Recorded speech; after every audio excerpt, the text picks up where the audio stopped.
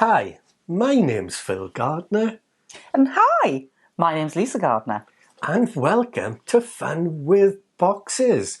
Well, today we are going to go through our top 10 board games of 2024. Oh my God, and crikey, that was a lot.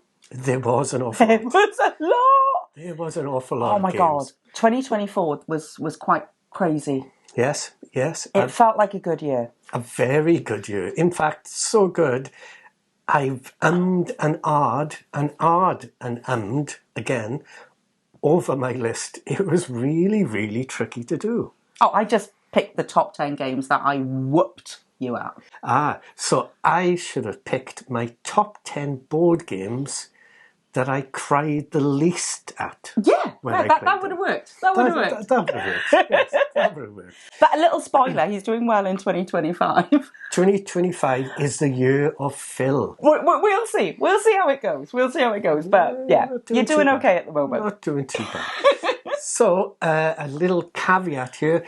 These are games that we have played and owned. Yes, always the rule. Yeah. We have to own them. Always the rule. And have played them. Yes, indeed. Yeah. So, otherwise, there would have been a game on my list that we haven't played yet, but I think would be on the list. Oh, there's a few one games that's just arrived. That's a 2024 game, and it was like, ooh. I know. But anyway, that'll be for another list. It will, yes. But we don't want this to be a lengthy video, so we'll try and keep it as short as possible, because obviously between the two of us, there's going to be quite a few games, 20. I think for you who do mathematics out there, you may well have worked that out already. So it'd be 20, but we are going to pause halfway through and give our 5 honourable mentions. Yeah. Oh, definitely. Yes. Yeah. We've got to do some extra shout-outs as well. Yes. But picking the games, it was quite interesting of sort of like pulling the list and what's 2024 and BGG can be a little bit funky as well. So everything on my list anyway, I don't know if you've done the same checking, but everything on my list, I double checked that it was 2024 is what it was showing as BGG, even though it might have been showing as 2023 and come out in 2024. But I've excluded those. I've gone for the ones that are just showing as 2024. Yes, and rather painfully, I had to remove 2 games from my top 10 list because I had to remove my number 1. No way. No way. Because of it, yeah. Way. I know. Because they were 2023, and when I double checked and looked into it, we had I think the 2 games we had at Essen in 2023, so yeah, they had to go. Essen can do some funky things with the list of, you see it at 2023, but then it actually gets its general release in 2024, so that can mess with things a little bit. Yeah, and it depends where you live as well, obviously, because a game could come out in 2023 but might not come out where you live until 2024. Yeah. So anyway, I think we are okay. Yeah. I think it's going to be good. I think we're ready to go now. The biggest question is going to be, whose list is the best? Well, we know that already. Oh, silly Lisa. No, who's going to go first? Shall I go first? Because it is your channel. Yes. And it feels like you should have the last say for once. Indeed. For once. For once. It doesn't happen often. It never has, actually. Yes. Go ahead. I will start. What is your number 10? Number 10. Yes. So, a game I absolutely love that we got and played very early in the year. Yes. And it might be a little bit of a cheat game, some people might think, or not, because I almost tried to set a rule of not doing re-implementations of games on my list. Yep. But I'm sorry, I had to put this on there. It's Wormspan. Wormspan? Dragons? Come on! My goodness. I know. Everyone out there knows we're Welsh. So we can't not have a dragon game on our list. No, indeed. But there may be more. We've got to wait and see. Yeah. But I think there was a not as many dragon games this year. But Wormspan, absolutely amazing game. Designed by Connie Vogelman. The art, which is Clementine Camperdoux. And obviously published by Stonemaier Games, which we love. Stonemaier Games, everything that they've brought out. We do. So it's a cheat, but not a cheat.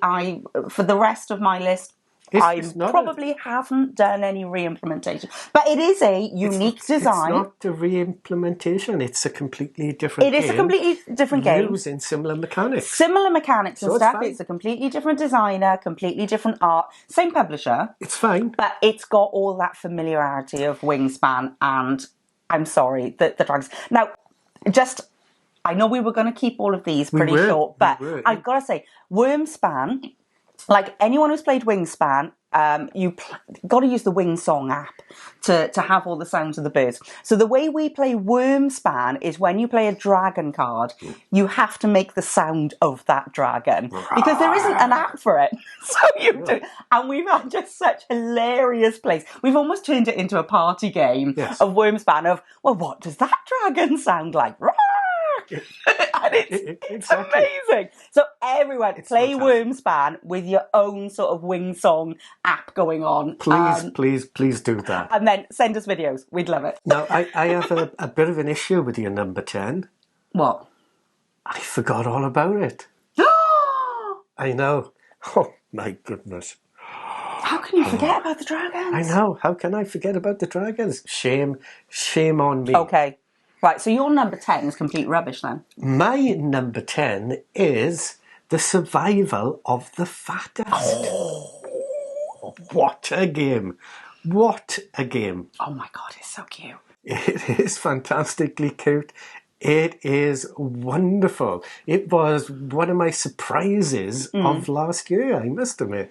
What a cracking, quite a family-friendly game, isn't it? Fairly light. It looks very light, in fact, and it is a very easy game to play. Yes.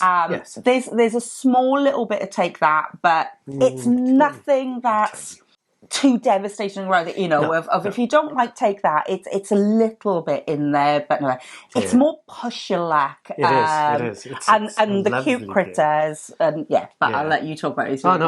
It's a lovely little game where it's.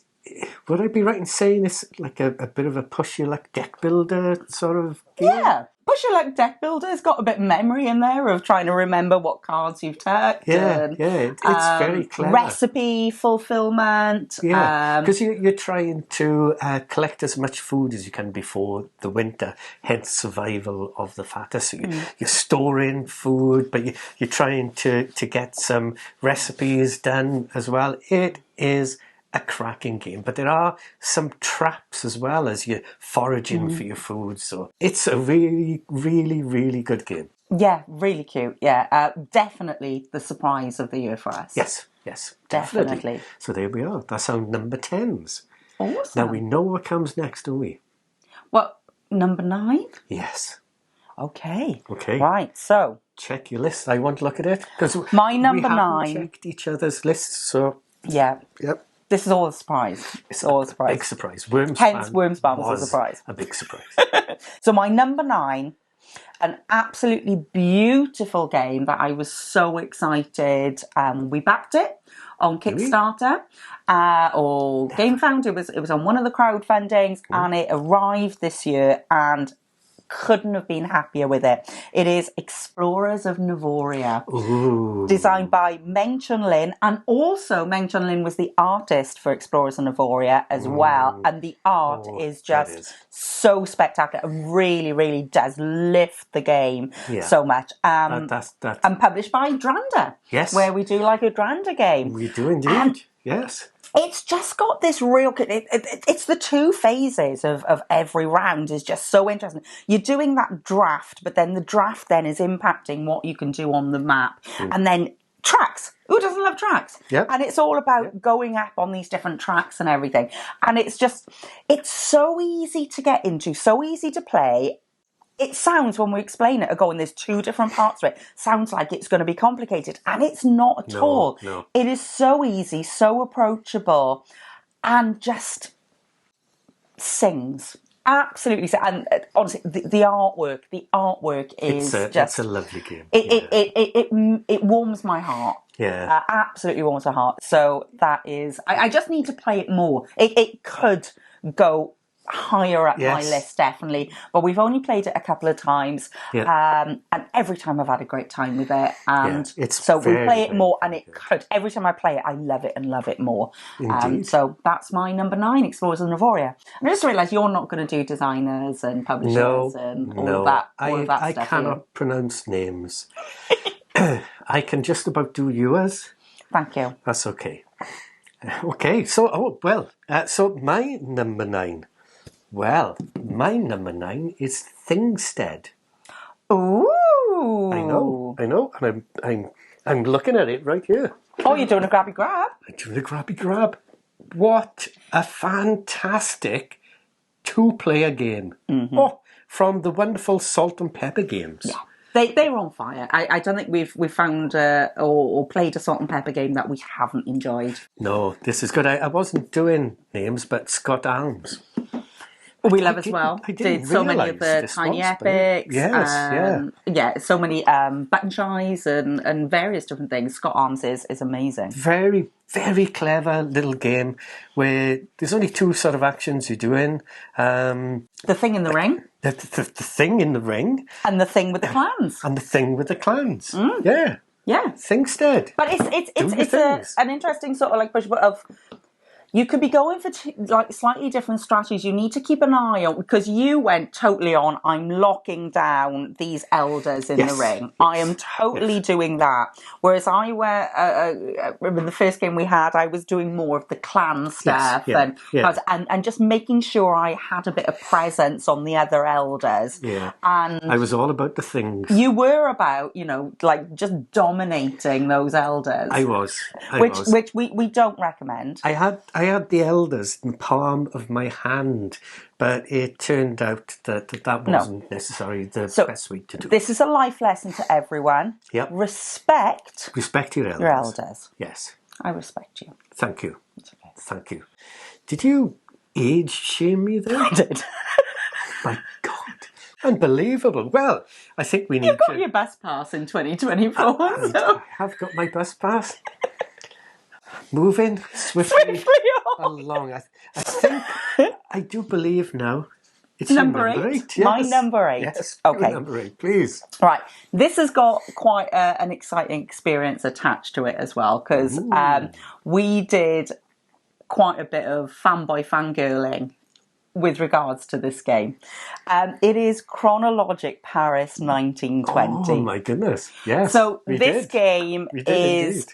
Absolutely fantastic. I'm a big fan of awkward guests and those types of games where you get that sort of like bit of information to try and sort of like solve a crime and you're sort of like competing to be the first person to solve, what's going on in that game. But some of those games can be a bit of a chore in terms of setup and everything. Yes. And Chronologic does it in such a clean way and you're interested in other people's turns as well, because you're going to get a bit of information from whatever they are doing. Yes. So it helps you. Everyone's turn is giving you a little bit more. But the fanboy fangirling is... this game is designed by Fabian Gridel and Johan Lever, published by Pegasus Spiel. But we were at UK Games Expo in 2024, and we sat down because I'd heard about Chronologic. I was excited for it. We saw it there. We sat down, and then Fabian and Johan came over and sat down and taught us the game, and we were like, "Woo!" Yeah. So a bit of fanboy fangirling went on. They were super, super, super nice, and the game was phenomenal, and. We wanted to just buy it there and there, but the shipment hadn't come in. Yes, it happened to a few things at UK Games Expo where they didn't quite arrive. It happened at Essen as well, of that shipping issue of things not arriving. But it was just such a cool moment of sitting. But the game is totally made for me. It's a theme that I love, like 1920s sort of like flappers and, Paris, we went there for our first anniversary, so we've got this real connection with Paris. And deduction, sort of like a crime deduction, competitive deduction, which is like so my wheelhouse. I grew up on Cluedo. I love those types of games. That was my favourite game as a child. So these games just really sort of tap into the mechanics and the theme, everything about it. I'm instantly in it and totally aware. And that was just like the cherry on the Knickerbocker glory of having them teach us the game. That's an ice cream in case somebody doesn't know what a Knickerbocker. It's like the biggest ice cream you can get ever. Yes. So it's a really big ice cream with a cherry on top. Yeah. That is a cracking game. And that was a lovely, lovely little moment meeting them. They were really smashing. I got a Knickerbocker glory now. I do as well. Oh but my God, I haven't won for years. Before then... What would be your? Harmonies. Ooh. Fantastic. Again, a family-friendly game as well. Looks lovely on the table. Very easy to play. Love it. Absolutely fantastic. That's all I'm going to say. Can I grab the bits? Yes. Oh, let me grab the bits. She's going to grab the bits. These bits do not come in the game, however... No. They will make a lovely addition to So our good friends, St John and Ruth, recommended this. This is how they play Harmonies. Recommended these to Phil, and they were in my Christmas stocking at Christmas. And we will put a picture on the screen. But there's, instead of using the little cubes, there's these little like fuzzy rock things with googly eyes that you can use to go on top. So these are going to be our upgraded bits to Harmonies, and I absolutely can't wait to play it. But we've been very busy playing other games at the moment, but Harmonies will be coming to the table again very, very soon. Such a lovely game. But yeah. Yes. I love like quirky upgrades like that. Indeed. Of things that, it's not like you go on and it goes, oh, this is for that game, but you find something and go, this will work amazingly with this game. Yeah, exactly. Yeah. Perhaps we should do a video on that of quirky little game components things. Or things that we found to integrate with games that are not... But anyway, that's me segueing. Anyway, I'm trying to keep my list brief. As you may have noticed, Lisa's list could be a little longer because she is rather excited. And I can't blame her because what a fantastic year for board games. So you invited me to do this list. I did invite you. Right? I'm rather pleased I did. Let's hear what your number 7 is. My number 7 was a game that we didn't really know much about. We picked it up at Essen. I'd cured a little bit of, this is a really good 2-player game. Yes, 2-player. Picked it up though, and it's a mechanic that we don't play a lot. So I would agree. Trick taking is a thing that we've always enjoyed trick taking, but because we play 2-player, trick taking normally doesn't work. You need your 3+ players. Yes. This year has been really interested in the number of 2-player type trick taking type things that have come out. And this to me is my favourite one, and it is Lone Wolves. Designed by should I say? Yeah. Oh my goodness. Yeah. What a brilliant choice. I know. Designed by Yasuyuki Nakamura and Anthony Peroni and published by Wonderful World Board Games. Cracking. Because you knew nothing. And then I was like, look, I've heard good things. I've heard it's really good. 2-player trick-taking game here. And I'll be like, yeah, okay, it's going to be a little card game. Yep. Usual play to a base or something. And then when we played it, your mind was a bit blown. It was. In fact, I think part of my mind came out to my left ear. Yeah. It really did. And I love the art on the cards. There's almost like an evolution of the wolves. Fantastic. The wolves, it's sort of like the lower number cards have got more like a wolf puppy, and then the higher value cards are like the alpha wolves, and you see this sort of like almost like a family tree of wolves as you go. But it's just so clever. You're doing your normal trick taking of following suit, but you're playing on this against this board to try and win the territories. And sometimes you don't want to win the trick because you'll flip the card over, and even the card's only a value of 1. You get a token, and that token could give you really, really cool benefits. But it can give you strength in sort of like the territories and stuff then. And it is just so great. It gave us the feels of something like Hannah McCogy. Yes, I was just going to say. Yeah. Had a bit of that, had almost a bit of battle line because it's about still winning, getting... It had those feels, but with, Hannah McCogy and Battleline, like they are games from so long ago, and then having a brand new modern take on those something, but with trick taking as the main mechanism, it is absolutely phenomenal. It's absolutely blew my mind. I'm not sure how widely available it is. I think it's getting reprinted perhaps this year, perhaps in different countries. Honestly, keep an eye out for it. If you can get hold of a copy, you won't be... If you like card games, you like... and you mainly play 2-player like we do, it is just the most... It's awesome. Yeah, everything. It literally blew my mind, but gave me those familiar feels still around Hannah McCogy and those types of games, even though it's completely different. The mechanisms are completely different, but it's just that with each other. Yes. I love that. I love Who doesn't like a bit of yeah. Yes, especially sat on the toilet. Oh! I fell. Well, funny you should mention you were number 7 board game, because I have a number 7 as well. And that number 7 is Reef Project. Oh,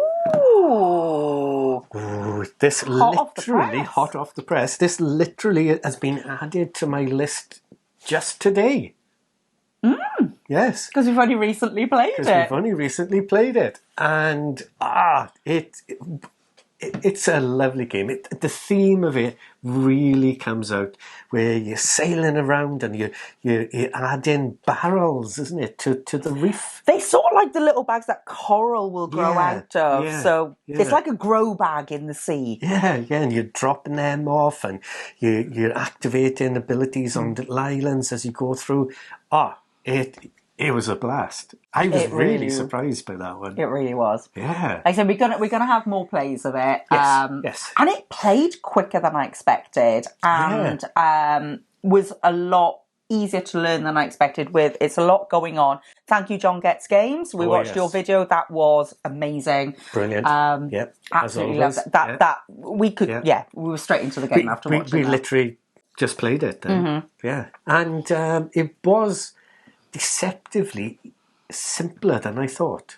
Yeah. I thought, from looking at the back of the box, I thought, ooh. And then setting the game up then, I also thought, ooh. But it's like that sandboxy game where you could all be doing something slightly different. You've got very different strategies. You've got an asymmetric sort of ability anyway that sort of like directs a little bit more of what you're doing. I had the one about my little diver going along and being able to like completely like activate all the time, which was a very strong ability. You had discounts on getting crew, which you didn't really. Which I didn't. Well, I did. Maximise. Well, I should have maximised it a bit more.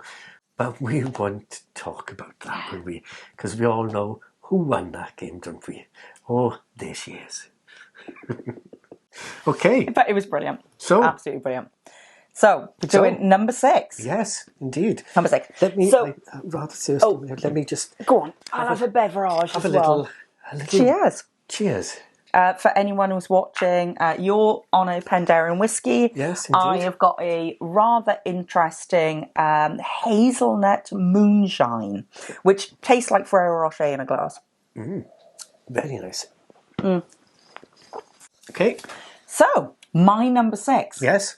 So, this was my most anticipated, or the one I was most excited and slightly obsessed with at Essen. Was it? Yes. We stood in a queue for a very long time for this. We did. And actually left the queue. I know what game left it the is. queue Yes. because it's Give like, up. this queue isn't moving. No. Let's give up. Let's go and enjoy the rest of the show. We'll get it And then another we time. happened to go back there a few hours later, and the queue had gone, and the game was still there. And this was Flatiron. My goodness, a cracking game. Yeah. 2-player game, I do believe. 2-player game by Isra and Shay S, and the artwork by Webberson Santiago, who is my favourite board game artist in the world ever, and published by Ludonova Games. And yeah, like I said, we did queue for a long time for this, and my face, I think, when I managed to grab a copy was like the most joyous moment of it. So I've got it. Because we love New York. Yes. We've got friends who live in New York. We've only been to New York once, but we'd love to go back there again. And just this game all about the iconic Flatiron building.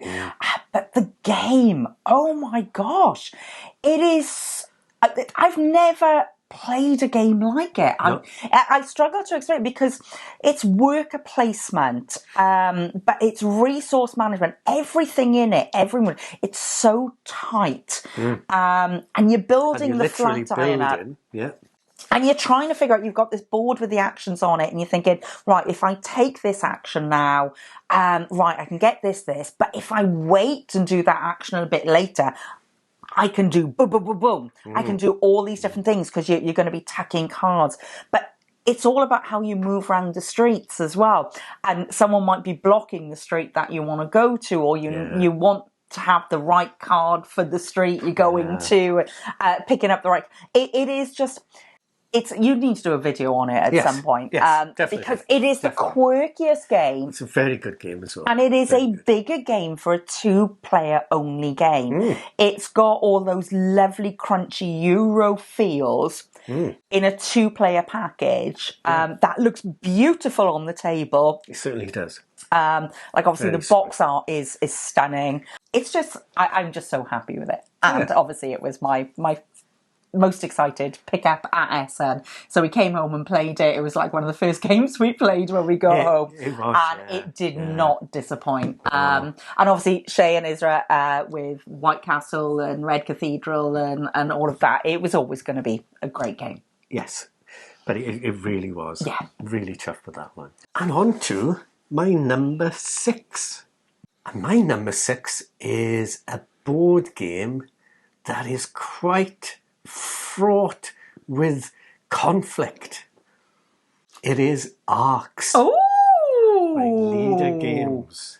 Number 6? I thought this might have been higher. Oh, well, I think I think it could possibly get higher, but I haven't played it enough. Yeah. I need to play it a bit more, but I really, really, really enjoy the game. And I would say that I take umbrage at people calling it a bit of a trick-taking game. Oh, it's not trick-taking. Because it's not trick-taking, I think people like to explain it as trick-taking because it's about, a card of the same suit beating another card of the same suit.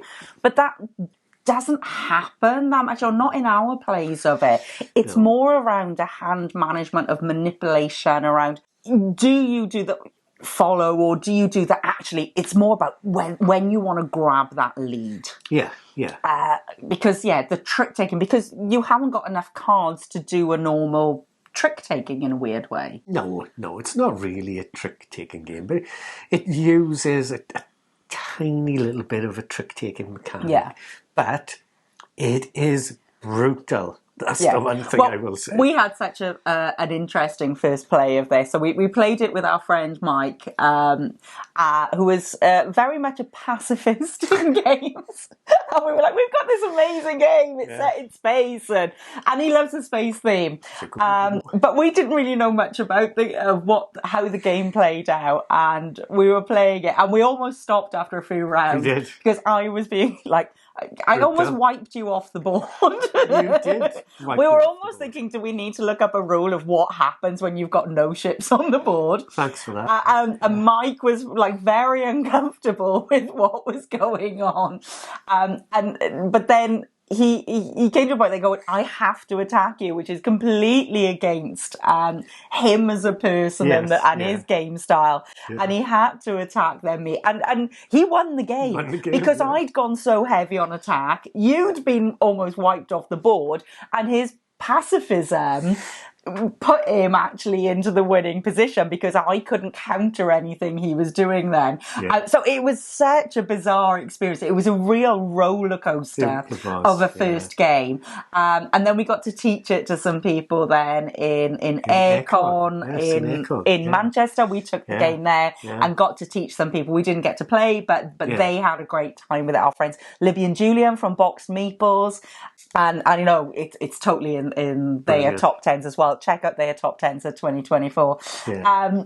It is a real good game. It is. We have only scratched the surface of it, because we've got the campaign sort of expansion that is bigger box size than the actual game. The game box of the actual game is about that big, and the expansion is about that big. I know, really, So and it's just around diving into that, seeing what that adds to the game. But it's probably going to be a really good therapy for me in terms of my board game style, to perhaps not be quite as aggressive in some games. That's not going to happen. No. Be aggressive. Be aggressive. Yes, as they say. Yeah, but I learned some important lessons in that game. I learned an important lesson as well. Yeah. Yes, one does need ships when one is playing a space game, and you took them all off me. Yeah. I'm sorry. Brutal. Anyway. But I lost. Yes, you did. Well done, Mike. Yeah, well done, Mike, indeed, yes. Well, we come to that halfway point now where we are briefly, and I shall look at Lisa when I say this, briefly go through some honourable mentions. Okay, so are we going to do it in order? Because you start with an honourable mention. Well, I will then. Let's swap around, because you went first in the list. Let's swap around for the honourable mentions. Indeed. Well, I'm going to do our first crossover, though it's not technically a crossover because it's in my honourable mention, but Flatiron. Oh. As we've already discussed. A cracking game. And weirdly, I'm going to do a crossover as well, because my honourable mention is Reef Project. No. But we've only played it the once, and I want to play it more. And it's gonna go higher and higher for me. Yes. But I want to try out a few different things, because I went very hard on what my character was, what my ability was on that. So I'm intrigued to see what some of the other stuff is as well. Bravo. But crossover. Bravo. Well, my next one then is another crossover. Lone Wolf. Wolves? Is it? No. Ow! Lone Wolves. I'm sorry for my terrible spelling. Mm-hmm. Oh, Lone Wolves. Oh, that was such a fantastic game. That really was. And to be honest, I think if I played that a little bit more, that could go right up there into the top 10. Yeah. Even into the top 5. It is one of our biggest surprises. That and Survival of the Fattest is definitely one of the surprises of the year for us. Brilliant, yes. My next honourable mention is A Strange World Above the Clouds. Oh, I'm glad you have honourable mentioned that. Here on the shelf behind us. There. Now, there's been a lot of talk of the Castle Combo. We've played Castle Combo, really enjoy Castle Combo, very good, love everything that does. Strange World Above the Clouds gave me feels. Oh yes. It's got an art styling that I instantly fell in love with and was so excited when we picked it up at Essen. It's a very quirky art styling, but it's got similar things to the castle around you're building that tableau and where things go matter. but things will get messed up. It's got a really quirky drafting mechanism, which is really, really interesting. We've seen it in a couple of games, actually, from 2024 of doing a really good two-player draft. Because drafting never works with two players. No. But we've seen a few games that have used this drafting mechanism. And that one is really and it really worked in it of this sneaky, like you get your hand of 3, keep 1, pass 2, and then still with your hand of 3 then keep 2, pass 1, and then you get the final card. And that little draft for a 2-player, but it really, really works. And building tableau, and the cards interact with each other, and as that tableau builds up, it's like, no, I really don't want this card. This is going to really mess up what I'm doing. It's brilliant. Yeah. It's beautiful. It is absolutely really, beautiful. Really, really good. Indeed. And so that's a recent one that I've just fallen in love with. And thanks for keeping that concise. Yeah, I did. I was very concise. Yeah. And my next one, it's you could say, is it a board game? It's a card game. It is Star Wars Unlimited. It's a collectible card game, but oh my goodness, it seems, bit of a look on the face there, it seems to take so many different things from other collectible card games and just puts them together. It's a perfect recipe of a game. It is so much fun, even though Lisa did not like it so much. And you went full on Uncle Bryn then in Gavin and Stacey. Oh no. I have been watching Gavin and Stacey rather a lot lately. And so I can't help but speaking a bit like Bryn. I don't know what happened. I think I was 12 episodes in and then could not stop talking like Bryn. But that's fine. That's fine, though. It's okay. We won't worry about it. We simply move on and allow you to look up Gavin and Stacey. Yeah, but Star Wars Unlimited. Yes. Because we played this for the first time in Aircon in Harrogate. Yes. And I totally respect this game and people who enjoy this game. I'm not familiar with the TCGs, the CCGs and all of that stuff until last year. And we heavily got into Disney Lorcana, and I absolutely adore Disney Lorcana. So I thought, right, here's a new one. I will give it a go. And I was not ready for Star Wars Unlimited. No.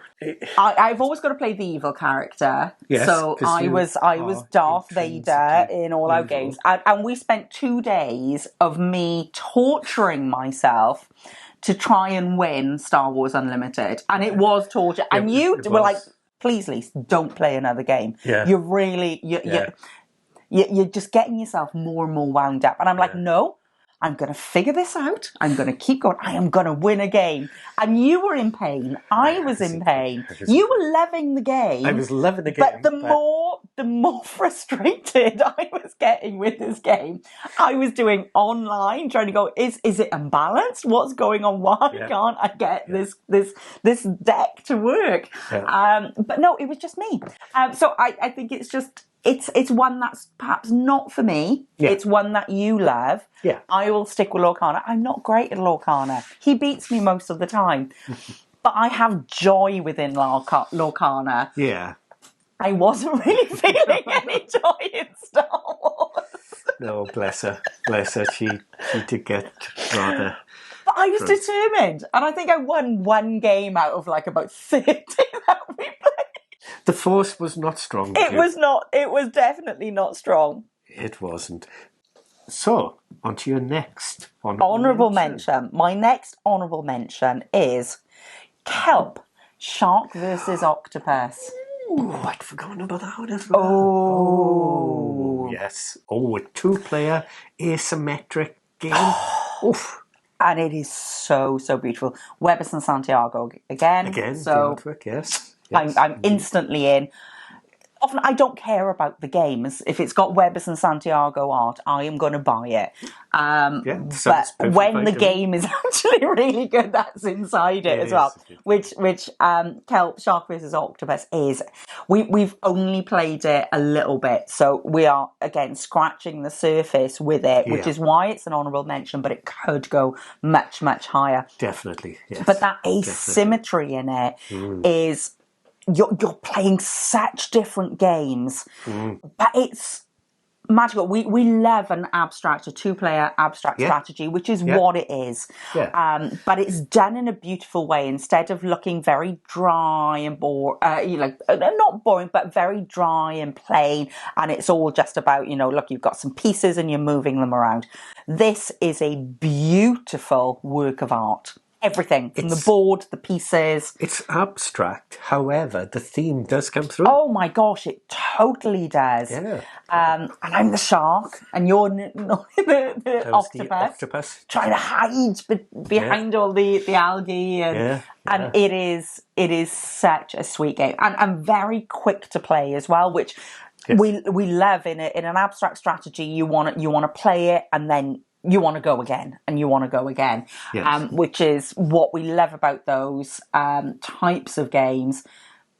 And they made for two players, which is what we always love.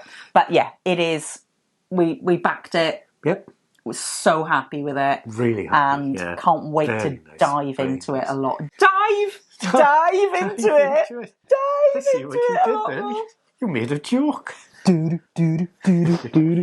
talking about two-player games, my honourable mention is Milkuro, which is this marvellous game from Japan. That is 2 to 4 players. That is 2 to 4 players. And we've played it with more than 2. You can play it at 2. I like playing it at 2, which is why I think it's a 2-player game. Definitely a 2-player game. But also a 3-player and a 4-player. Which we've played at those player counts. So there's a good. Well, I'm so glad I never made a fool of myself there on the internet. Moving swiftly ahead. It's a cracking little game. Check it out. Okay. My next honourable mention is also behind us somewhere. It's Koinobori. Which, here we go. I've got to move. I can grab it. Yep. This little game. Again, another Essen pickup, designed by David Benar and published by Paralocal Games. And this is just beautiful. It's such a sweet, lovely game. Yes. It's got this amazing Studio Ghibli type art in it. Lovely. And it's just a lovely game. You're trying to have the most of certain colours. You're building these columns up, almost doing sort of like a draft of the cards and building them up. And it was just so adorable and sweet. Yes, that's a smashing one. Again, a 2-player game, but also a 3, 4, and 5-player game. Yes. Well, we've only played this one at 2. We have, yeah. And it worked really well. It is so beautiful. Look at it. Oh my God, it's just so pretty. So, I believe I'm on to my last honourable mention. Okay. Is it? Yes. Yeah. Chu Han. Oh. Have I pronounced that right? Yes, Chu Han. I hope I have. By Matago. I'm going to grab it. And look. Tommy Man. There it is. Now, this is an actual 2-player game. It is an actual 2-player game. An actual 2-player game where 3 players frowned upon. Mm-hmm. Definitely not 4. Certainly not 5. No. A 2-player game. This is such a clever trick-taking card shedding game. Yeah. It's not trick-taking. It's more card shedding, ladder climbing. Oh, yes, no, it's ladder climbing shedding. Yes, I've changed my mind on that one. Not a trick-taking. But they call what you're doing a trick. Yes. Which is where... Ah, right, yes. So that's where... So it's not trick-taking. They call it a trick, but it's ladder climbing, and you're trying to shed your hand. Basically, you've got a hand of 15 cards, and you're trying to get rid of them. And once you do, however many cards your opponent has got left, roughly, you will earn some points. And it's the first one to 31 points, I believe.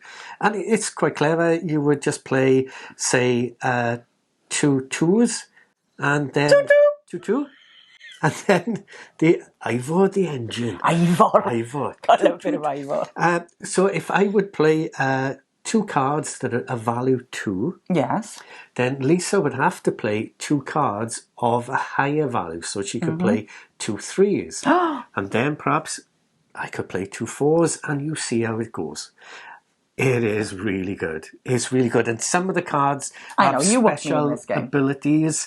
They can help you change and manipulate the way the game's going. Yeah. It's brilliant. I would highly recommend you check that out, actually. It may not have made my top 10. It's an honourable mention.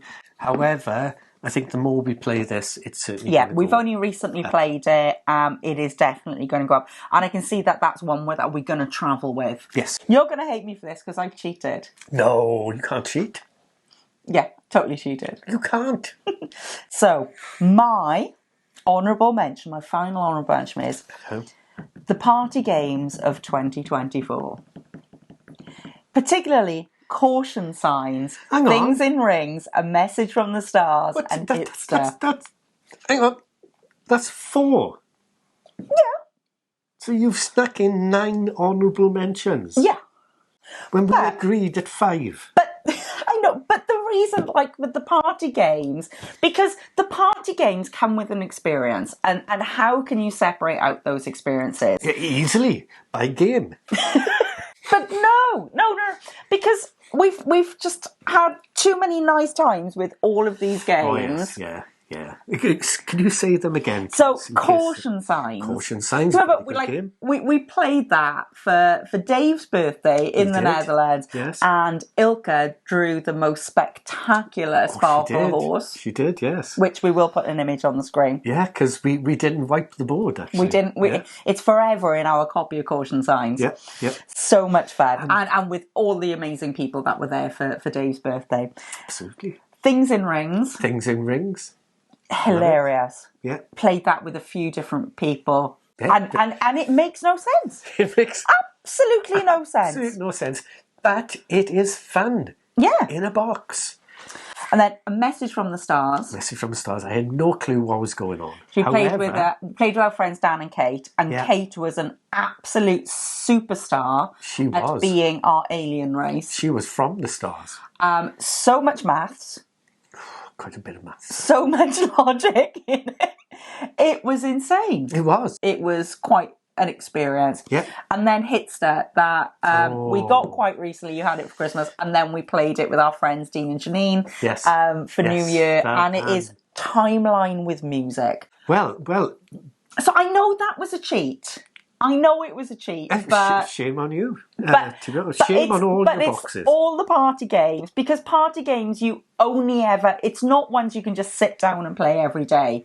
No. They linked to amazing experiences, and I would not be able to separate out those experiences, which is why I've put the party games of 2024 that we've particularly enjoyed and had amazing experiences with in one grouping. Do you know what? I am glad that you did that. Thank you. Because it's the right thing to do. Yeah. Because it was fantastic experiences that we had. Well, now, that's our honourable mentions out of the way. Let's crack on with our top 5 of our top 10 board games of 2024. Ooh. Okay. So, my number 5... Yes. ...is a game that we've recently played. Yes. That was all the hotness at Essen this year. Was it really? But we only recently purchased it. Oh my goodness. Got it for a bargain at our friendly local game store because they had it for sale just before Christmas. No way. And it is SETI. The Search for Extraterrestrial Intelligence. Indeed. That is a cracking game. I know. Thomas Hollett, published by CGE. Yeah. Oh my gosh. It's out of this world. Can I say that? You can say it. Yeah, I did. I did say that. It is out of this world. Out of this world. And also, not as complicated as I first thought it was. No. It's a lot going on, but it is brilliant. It is. Oh, it's just got brilliant.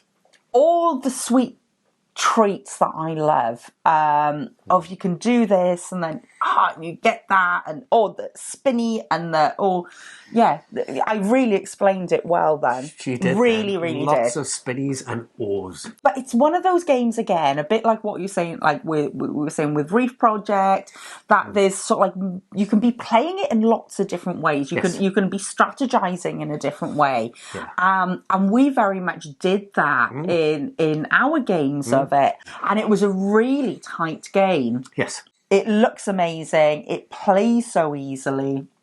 it is. I can't wait to dive into it a lot more. It is very good. Oh, it is a joyful game. So, with that in mind, is it on my top 5 list? Indeed it is. It is my number 5. No way! SETI. Woohoo! Indeed. Full crossover. Indeed it is, yes.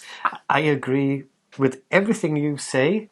It's a cracking game. And this is a game we just read, and I know they can be that thing of, we've just got it, it's that newness about it. But everything on this list is newness, because we've only had it, like some of these games for a few months, if not like some of the, like Wormspan we had very early in the year. It's that excitement, that joy, and a lot of games that we've got in our collection, we've probably only played a few times anyway, but it's the memories and the experience and the feeling. Any game where you walk away and you're never going to forget that play of that game is a good game. It is. It's a game that's worthy of it, of being within top 10s or top 100s. Absolutely. And SETI was one of them. So it's definitely I walked away from it instantly just thinking about everything within that game. So all our top 5 games are going to be the same. Let's find out, what is your number 4? Well, that's what I'm wondering. What are you wondering? Right. I'm wondering. My number 4. Are you wondering? My number 4 was my most anticipated of SM. Oh no! But I know I've already said that around You've Flat said I that Am. a few times. But the reason it ended up not being my most anticipated game to get at SM is because we managed to pick it up before SM. No. Yeah. And this is River of Gold. Well, never. Designed by Keith Piggott and published by Office Dog.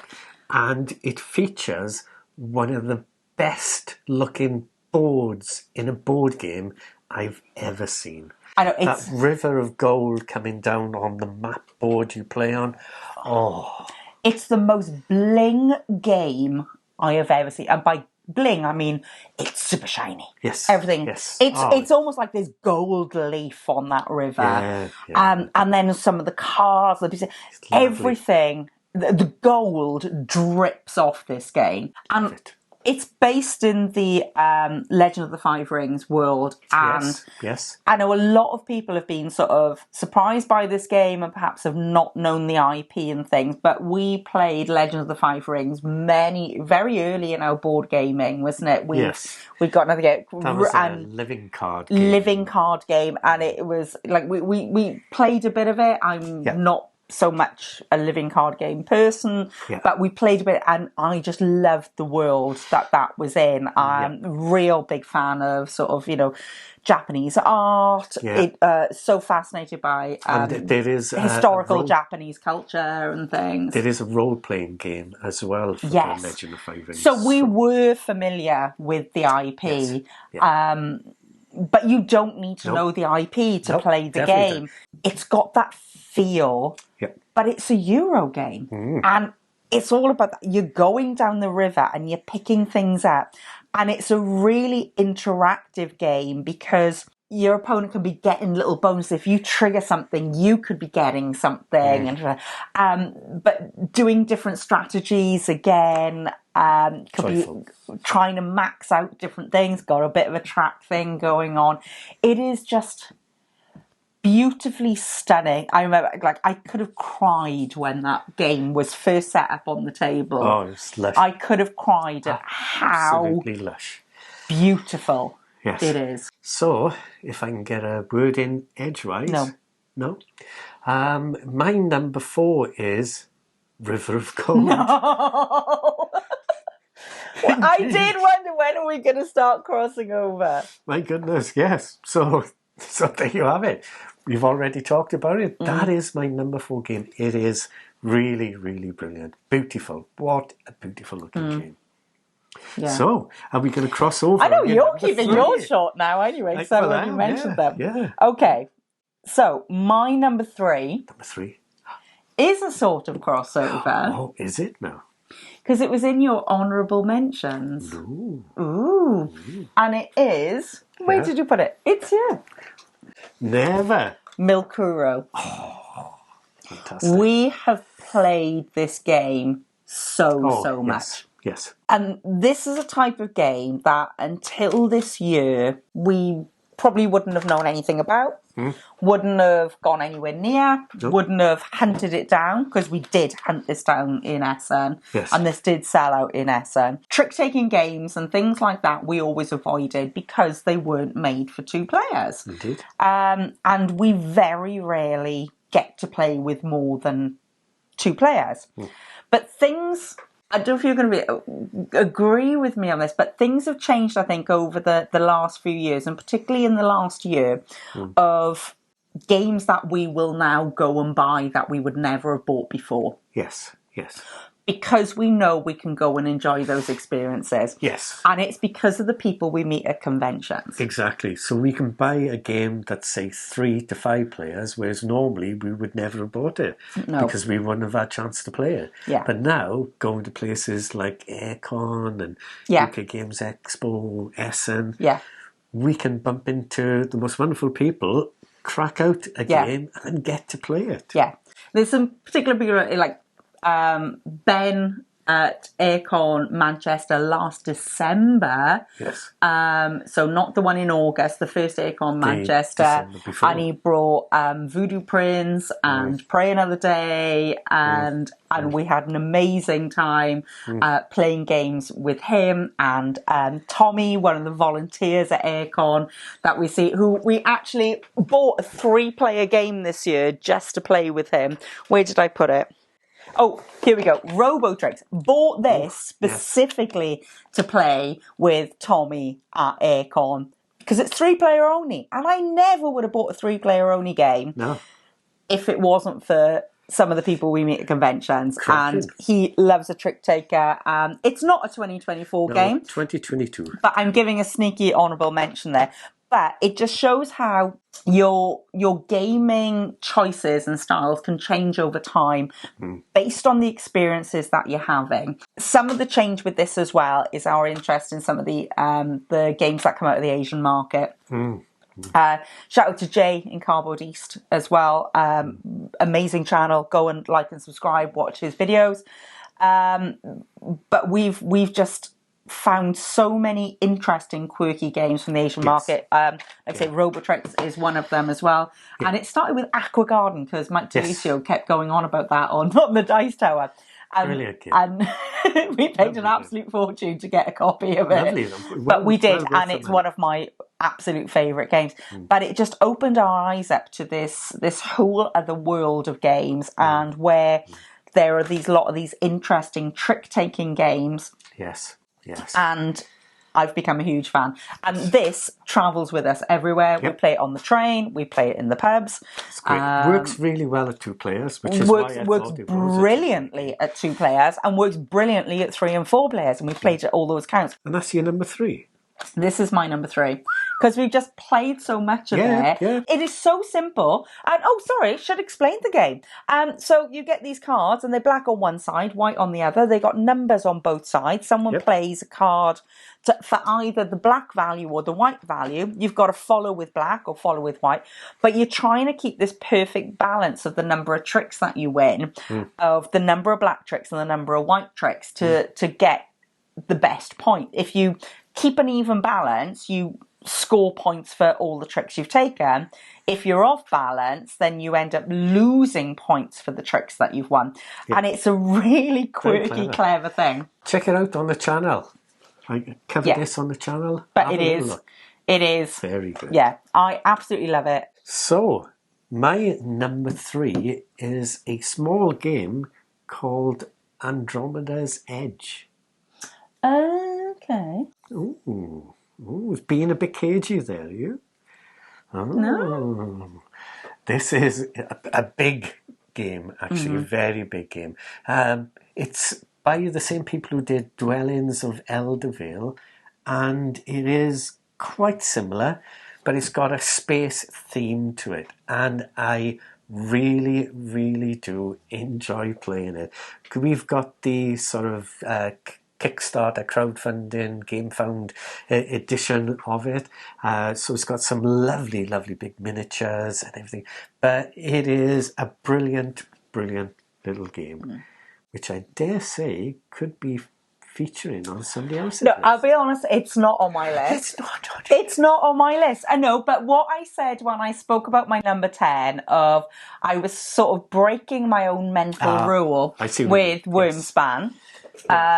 Because Because Wormspan is a different design, but I didn't want to put any re-implementations Gotcha. of games on my list. And Andromeda's Edge to me is a reimagining, Yep. re-implementation of Dwellings of Eldervale, and I absolutely love Dwellings of Eldervale. I love Andromeda's Edge. Andromeda's Edge has made me want to go back and play Dwellings of Eldervale because we haven't played it in a while. Yes, and we've got the monsters with the roar, which, and the setting of Dwellings is more my type of theming than the space theming. Yeah. But I know the space theming is more of a thing for you. Yeah. But it is a fantastic production. Yeah. The trays are a bit annoying. Yeah.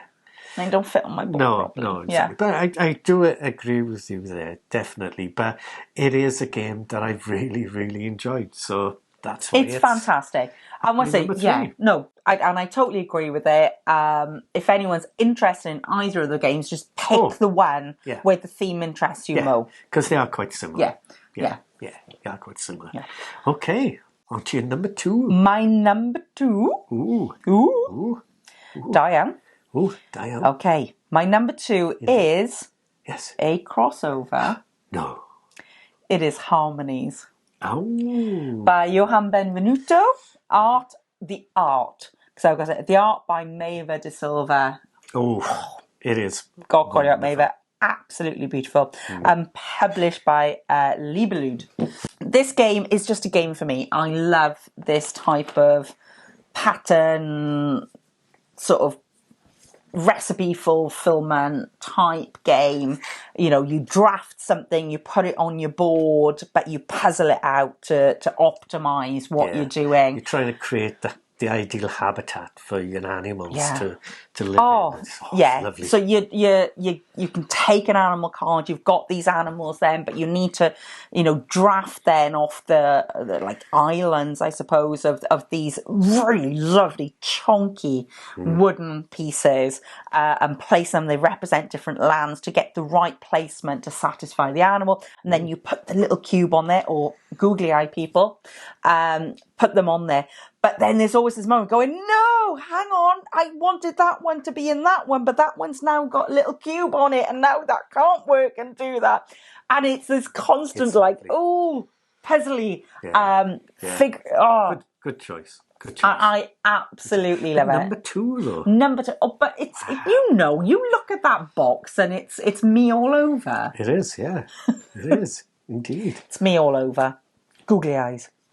Well, on to my number 2, which I have a feeling may be a number 1.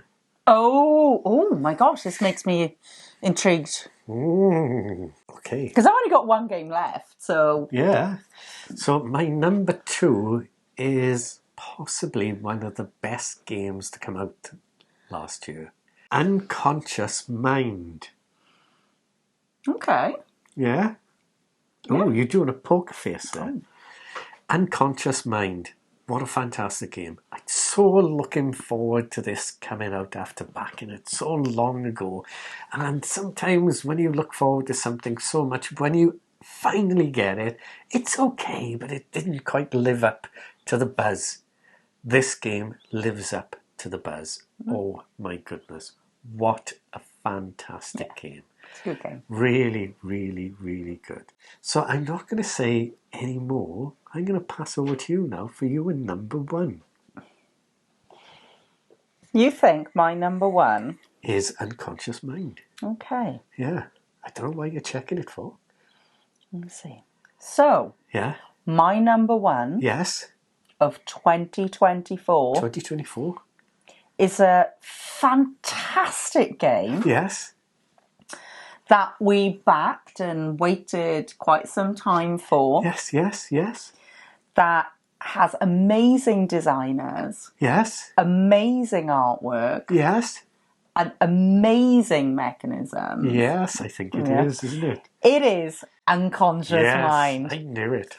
So, Bravo. designed by Yoma Laskas and the absolutely spectacular Johnny Pack, who we got to meet at ESSA and hang out with his absolutely fantastic croc boots. Croc cowboy boots. I'll see if I can dig a picture of. Oh my gosh. And of course, the art, artwork. obviously. Oh, the artwork, yes. Andrew Bosley. I've been talking all through my list about Webs and Santiago. Andrew Bosley is right up there for me. Yep. And obviously the amazing Vincent Dutrait. And it just blows my mind. Oh, sorry. And published by Fantasia Games. Everything about this game is the whole thing spectacular. It's the production is phenomenal. The artwork, whoever would have thought you could take Vincent Dutrait art and Andrew Bosley art, so different, so brilliant in their own styles. Yes. But who would think you could put those art styles together in a game? No. And they did it in this. Super. It was amazing. Like, I used to read books about Freud and Jung, I think, and the people at the time, and it's set in an era that I'm totally obsessed with. And it's just everything works, everything makes sense of what you're doing. But it's so clever. It is. From the moving around in the city to go and talk about your new theories, to what you're doing on your board then to develop your theories and treat your patients and writing your theses, is it? Yeah, oh my gosh, I do so much of I seem to, we've played this quite a few times now, and I seem to be the only one who does all the book stuff. I'm totally into doing the books. But it's like the transparencies of gradually curing, that mechanism of removing the transparencies of people working through something, and I think it's all done in a very sensitive way. It's a very clever game. Lots of wonderful different mechanics that all blend together that give a very satisfying gaming experience. It's perfect. It certainly is. It is absolutely perfect, and I'm amazed it's not your number one. But, well, what is my number one? Well, there can only be one game at my number one. So what is it? So what is it? My number one board game. I can't believe it's not on your list. The Battle of Versailles. Oh, what a fantastic two-player game. With such a fascinating theme. A theme that I thought I had no interest in. The fashion world. And it's fashion world? But oh my goodness, what a brilliant tug-of-war two-player game this is. It is absolutely incredible. It's one of my most favourite two-player games ever, which is why it's number one. Oh my God, totally. No, I totally see it. No, I have got a reason why it's not on my list. Oh, okay, let's hear it. Because we bought it in Essen 2023. Oh. And we played it before the end of 2023. So even though it's a 2024 release and early 2024, Salt and Pepper in terms of general release, but this is where it gets funky a little bit with dates and stuff like that. Indeed. So there was a few games I was looking at that I remember from 2023 that are 2024. My rule was, if we got it in 2023, it's listed as 2024, but we played it in 2023, I'm not going to do it. And we played it in 2023. We did, Otherwise, that would be very high up on my list. But we did indeed play it in 2023, but then we played it again in 2024. We did. So it must be very good because we've been playing it for 2 years by the sounds of it. Exactly. So there you go. What more can I say? And Salt and Pepper Games again. Wow. What a fantastic games company. Oh my gosh. Yeah. It's everything. Everything they do is absolutely amazing. It really I know is. people might be thinking because like Operation Barclay came out this year, but we haven't got hold of that yet. No. We will, but we know Hopefully that soon. will soon, be on, yes. on the list. And I know there's a new game coming out in 2025 as well, an Oda that we're Yes, very that we've excited backed. for. Yeah. So yes, so there may be other sort of it, but we haven't come across one we haven't loved. So that was 2024. So that was 2024. Now, a question I need to ask you, or we need to ask you. Oh, Uncle Bryn needs to ask you. Or Uncle Bryn. Now, let me ask you a question. Can you drop the voice? Can you not do the voice? Are there any board games that you may have played in the year of 2024 that you think should have been on our list? Yeah, because did we mention at the beginning, like we played like about 80 board games that came out in 2024 yes. that we own. Yes. Yes. Yeah. Yeah. And I said we've had a few arrive recently because it's always good with the Christmas sales and things of being able to pick up some extras. So I know I've got Pampero is staring at me at the moment, and good. I am so desperate to play So, that. of course, as with any list, this is our top 10 at the moment. Now, there will be games we will play next year or indeed in years to come. No, this year. 2025 now. We're in 2025. We're in 2025. I'm reliably informed. Nearly missed a year. No, we can't play 2024 games now. We can only play 2025 games. Can we? Apparently. What about all these other games? I know.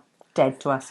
Oh, this is a shame. So if you would like to own any of our unplayed games, message us. Yes. But no, in all seriousness, obviously this list could change. It could change from tomorrow or next week, but it is currently, these are our top 10 board games of 2024. Yeah. And hopefully some of them you may have played and may think deserve to be up there. But the question is, are there any games that we may have missed out that you think are the best games of 2024? And if so, please leave a little comment in the box below. Now, if you are still awake and have happened to enjoy this video, please like and subscribe if you would be so kind. That would be most fantastic. And then in turn, what we will do is we will do some more top 10 board game videos. Yeah? Shall we? What, am I going to be back? I think so.